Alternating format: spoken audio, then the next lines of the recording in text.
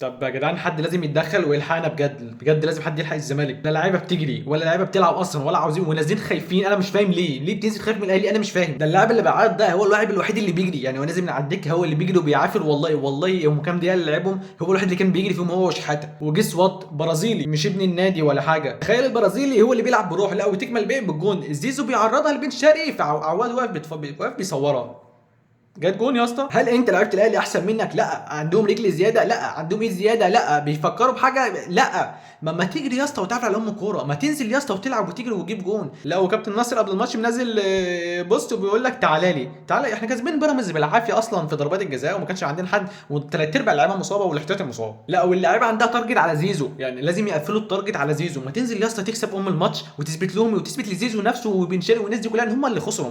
ما تنزل يا اسطى تكسب الماتش. ليه التارجت على زيزو؟ حققت كام يا اسطى؟ كان جبت كام يا اسطى النهارده؟ 100 مليون. أ- ليه يا اسطى التارجت على زيزو؟ ما تنزل يا اسطى تكسب في الماتش يا اسطى. احنا يا جدعان وقعنا بجد بجد، مش بعيد اصلا بنيجي بكره نلاقي بيزيد ده اصلا ساب النادي ومشي، حد اشتراه. ايا يكن السبب بقى ولا ازاي لا لا، وكملت والريال اتعادل ودوكو جاب التالت. بصوا يا جدعان، فسلام.